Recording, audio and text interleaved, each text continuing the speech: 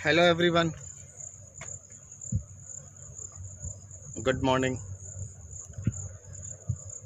Believe that you all are well at your side. Once again, before taking you to the classroom, today I think that we should have a talk on the topic that I am going to cover in the classroom. Prepositions. Preposition, and very important parts of speech. A very important part when you frame sentences,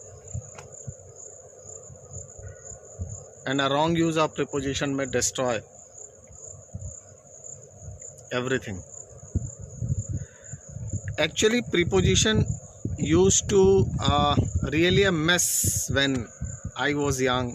I was a school going child, as I had an English grammar textbook that contained an extensive list of prepositions, and I was looking at it constantly,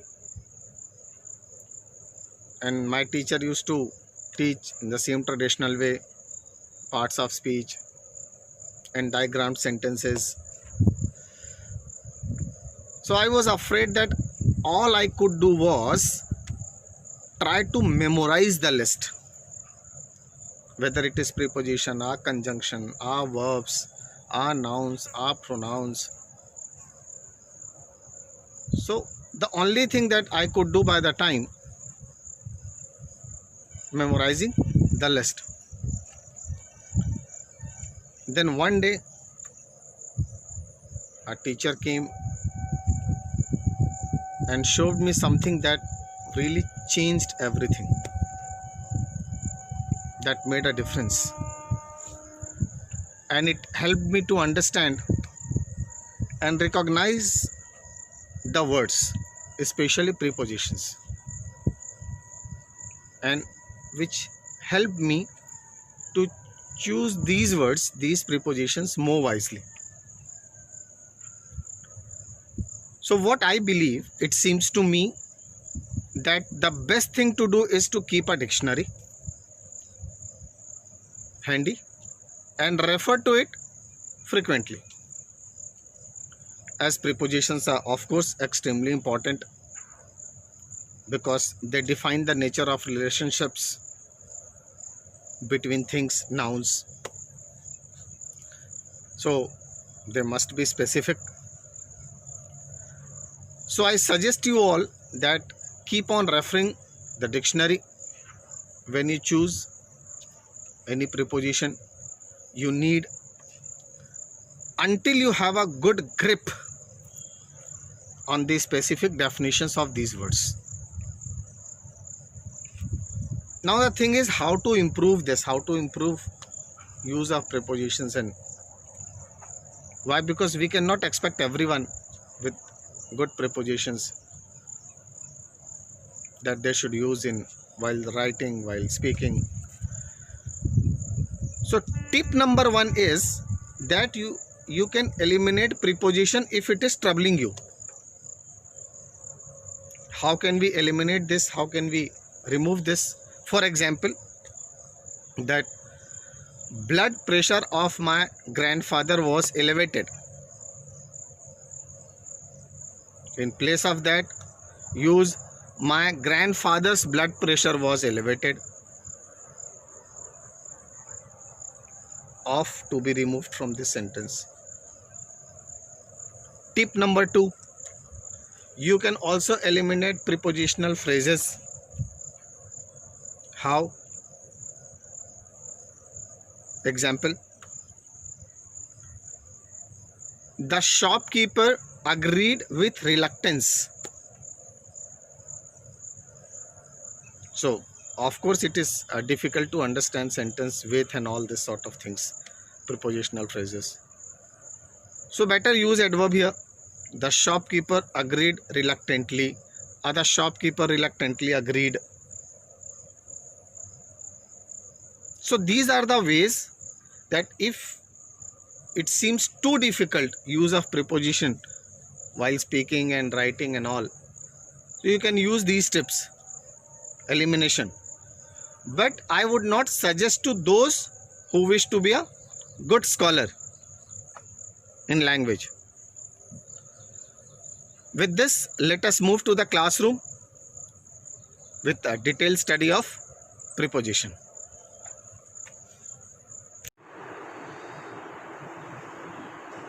Hello everyone. How are you? Hope everything well and fine at your side. Here the same. Believe that good practice is going on. And so today I am here with another parts of speech. Preposition. So what about preposition? From the term itself, meaning is quite clear, crystal clear. How? See that pre synonym is before, and position, that is place. In other term, it is place. So how to understand, how to remember what is preposition? Simple. A word that is placed before a noun.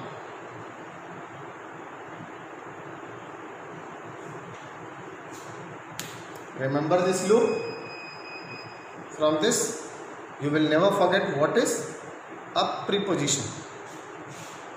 A word which is placed before a noun.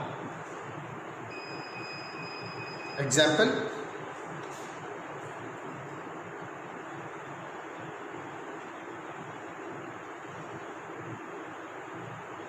on the table.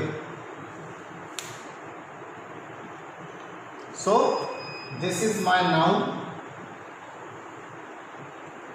and I have placed a word before to it, that is preposition. The ball is lying on the table.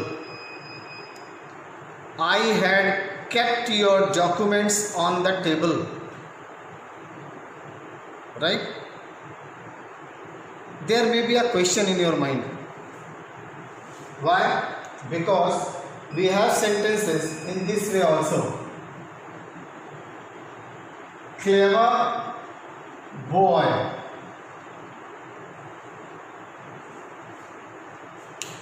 Of course, this is a noun and I have placed a word before. But clever is not preposition. How to understand? Once again, a word that is placed before a noun declaring its position, announcing its position, means what is the position of the object, what is the position of the noun. When we say clever boy, so clever is not talking about position of the boy. It is talking about quality of the boy. And when we talk about quality, then parts of speech introductory session, this is adjective, not preposition. When the word talking about position, on, over, before, after, under, these words, they talk about positions of the object. So these words are called prepositions. Now some important prepositions that always create confusion, we'll be talking about them.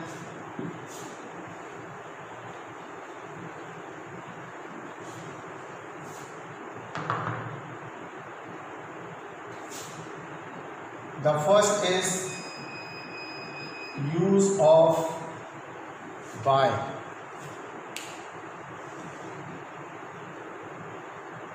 This is one of among those words used frequently most of the time, and so there are chances that they are used incorrectly many a time. One of the examples: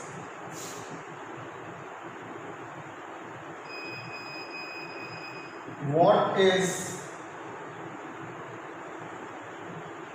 the time dash your watch?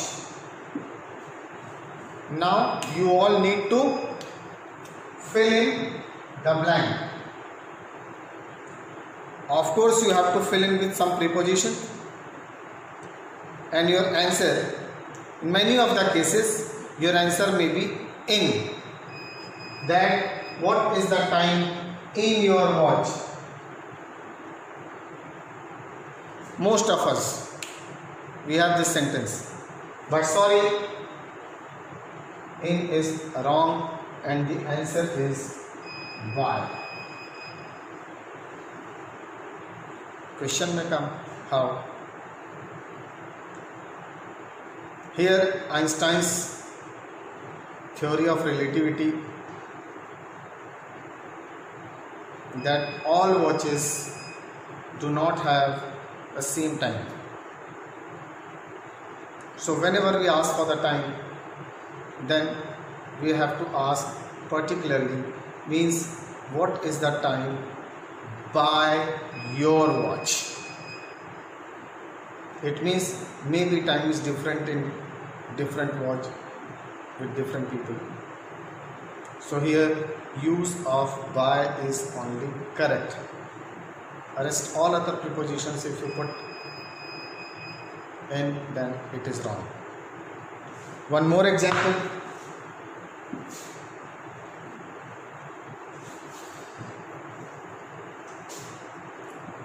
I live dash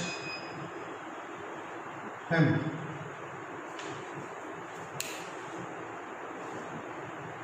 Many answers possible. Fine. I live next to him. I live beside him. One of the answers is by also. I live by him. And by here in broader sense means close to him, next to him. It covers all the senses. I live by him. Right? Another,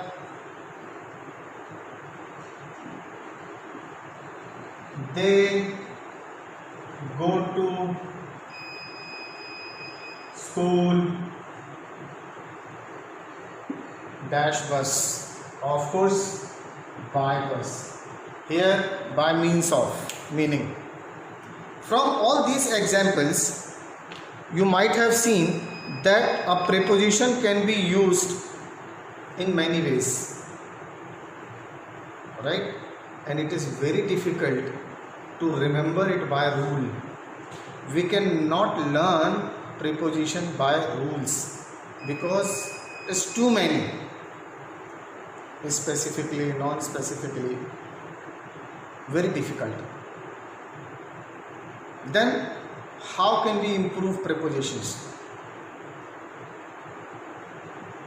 Before I tell you how can we improve, let me tell you one fact. Even the best scholar of English, even the best speaker of English may make mistakes using prepositions. Preposition is one of the parts of speech where no one can get surely that he or she is master in preposition. The only way to improve your preposition is practice. How to practice? If you are school going children, use newspapers, read articles, rewrite it in your notebook, delete all the prepositions in between, and then try to fill in the blanks. Read aloud. Why? Because reading aloud is one of the indirect and emphatic ways of learning. There is no direct learning when we are reading aloud. But reading aloud allows to get accustomed with correct sentences, grammatically correct sentences. Example, when we speak in Hindi, that वो लड़की बहुत अच्छा गाना गा रहा है, immediately we recognize a mistake, we identify a mistake, that we have spoken a wrong sentence. Reason behind, because we are accustomed mentally by tongue, and immediately we recognize, we identify a mistake. But the same does not happen with English. Reason, we do not have enough practice of it. So let me repeat once again, the fact that preposition cannot be improved by learning, it is only improved through practice. That's it from my side today regarding preposition. We'll be meeting again in next session with conjunction.